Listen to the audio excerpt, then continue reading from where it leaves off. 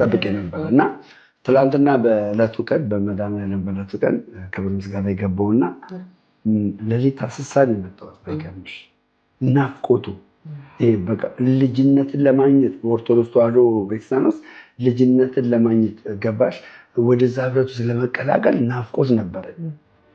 መጣው እና ስመጣ እንግዲህ ያው የኔ ንስሐ አባት አልነበሩም ማለት ነው። በጊዜ ከመጓጓት የተነሳ አልነበሩም እና አስሳ መጣው እና ማህሌት ይደረግ ነበረ።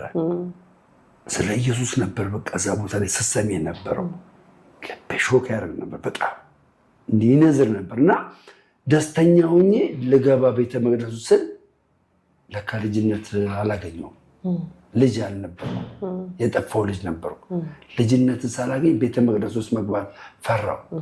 በቃ እያሰብኩ ወደኋላ ተመለስኩ። እስከምጠመቅና ቀኑናዬን ጨርሻለሁ። የግድ ደግሞ መጠመቅና ምስጢራትን መካፈል አለብኝ።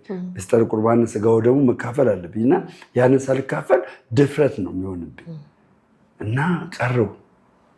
ስጋው ደግሞ ከተካፈልኩና ከተጠመቅኩ በኋላ ውስጤ ይሄ ምንድነው አባትሽ አይተሻል አይደለ? አባትሽ ላንቺ ያዘጋጀውን ነገር አለ ቤት፣ ግን እሱን መውሰድ የምትችይው እቤት ስትመጪ ነው።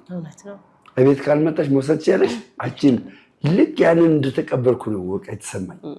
እኔ የምነግርሽ ከትላንትና ሰርግ ነበር የሚመስለው። በነገራችን ላይ በብዙ መኪና ታጅቤ አንዲት ጋር ገብቼ ምሳ የተቋደስን ምን ያለን በጣም ነው በቃ ትልልቅ ሊቃውንት ትላንትና በነበረው ፕሮግራም ሰኞ በ27 በነበረው በመድኃኒዓለም ቀን ትልልቅ ሊቃውንት አበረታቶኝ፣ አባቶች የቤተክርስቲያኒቷ ካቴድራል ውስጥ ያሉ አባቶች አበረታቶኝ እና የእነሱ ማበረታታት ደግሞ የሚደንቅ ነበር።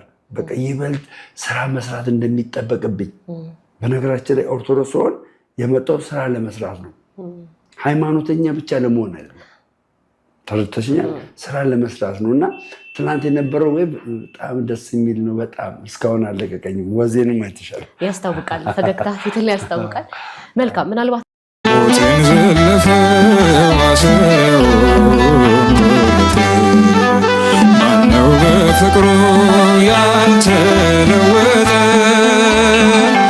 አዳነን ገዛን በደሙ ምስጋና ይሁን ለስሙ።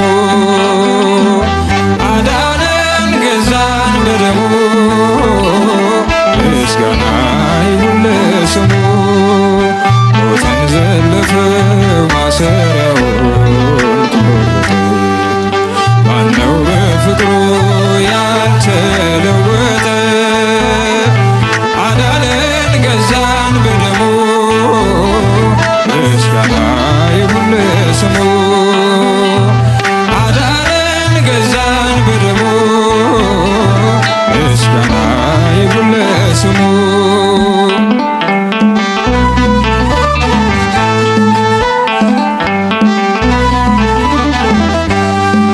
ወረደ በአባቱ ፈቃድ የባችን ጅረት እንዲደርቅ የሞትን ክንዱን ሰብሮልን ሕይወትን ለብሰን ዘመርን።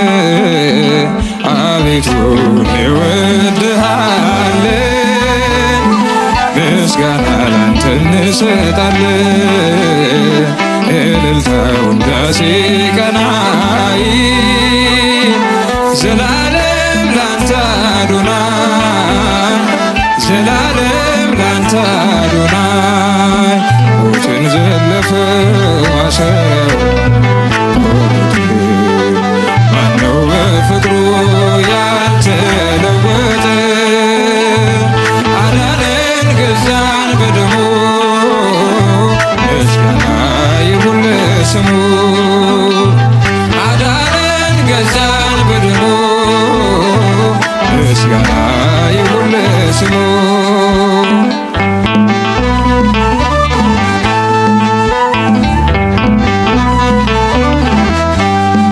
ሲኦልን በእግሩ ረገጠ፣ በደሙ ጠላትን ገለጠ። ዝማሬ አሁን ድል ነው